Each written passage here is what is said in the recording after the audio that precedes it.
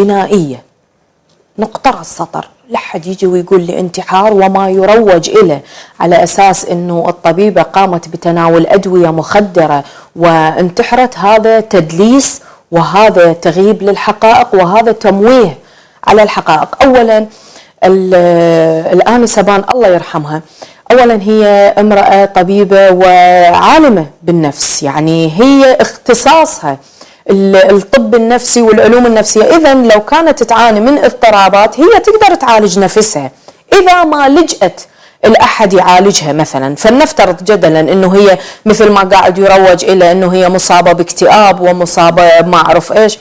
لا أستاذ، كل إحنا علينا ضغوطات. أنت كقانونية بارحة نشروا قصة أخرى، نقيب المحامين أعتقد في البصرة قال إنه صديقتها قالت، هي خابرتني وقالت لي مكتئبة، يعني هل هذا يعتبر دليل مثلا قانونيا؟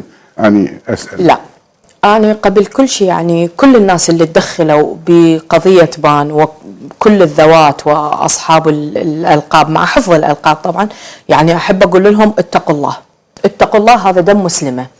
البنت ما انتحرت، دم إنسانة مسلمة ومسيحية وذا إنسانة ممكن يعني يجوز خان التعبير، احنا متعودين نقول له دم مسلم لا توصل له.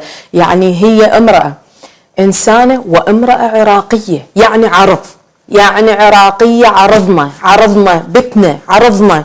إذا حكينا عنها بالموزين فإحنا جايدا نحكي على نفسنا وحشاها. هاي مال إنه فرغوا الهاتف ولقوا رسائل، هاي كلها أكاذيب. أول ما يدعو إلى الشك هو غسل مسرح الجريمة، وما زلت أنا مصرة.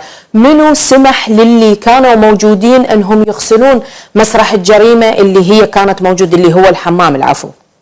ثاني شيء، الجروح والكدمات والسحجات الموجودة على جثة المجنى عليها ما كانت توحي إلى أنه هي انتحار.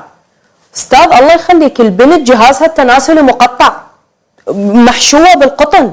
فأي يعني الناس اللي كشفوا عليها بالطب العدلي والمصادر اللي احنا تواصلنا وياهم لما حكينا وياهم انه يابا احكوا لنا شنو، قالوا كذا كذا كذا، يعني واكو اسرار انه احنا ما نقدر نكشفها لسلامة سير التحقيق. مستحيل تكون منتحرة. ثاني شيء، هي طبيبة انه وراحت وجابت المشرط، هي طبيبة نفس شغلها بالقلم، المشرط شو تسوي بيه؟ وبعدين هذا النوع من المشارط ما يباع لأي شخص، هذا تجهيز بالمستشفيات، وإن قدرت تحصل عليه من سوق سوداء، من ما أعرف شي يسموه هذا، أستاذ ما إلها حاجة بالمشرط. هذا المشرط اللي انذكر واللي إجا وتروج له إنه تشرحت، مستحيل يكون موجود أصلا أو هي مستخدمته. النقطة الأهم من ذلك، الجروح اللي على ايدين الضحيه. انا اليوم خلها على الكاميرا، وين كاميرتي؟ هاي انا اليوم ايدي انا عندي كسر هنا بسبب وقعه، بعدين نصير ليش على الكسر؟ بسبب وقعه بسيطه.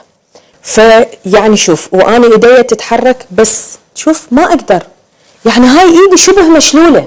زين شلون انا اجي اقطع منها وبعدين اجي بنفس هاي الايد اقطع، وجرحين متماثلين تقريبا بنفس السمك ونفس الطول؟ هذا شيء لا يقبل العقل. هسه الانتحار وارد، انا ما انكر انه احنا ما عندنا نساء هواي جاي تنتحر، وعندنا شباب جاي تنتحر، وعندنا هسه طلعت ان هذه الظاهره مال العلاهيين وجماعه القربان، هذول اللي يوميا واحد منهم منتحر. فالانتحار احنا متعلمين عليه وسامعين به وهوايه، لكن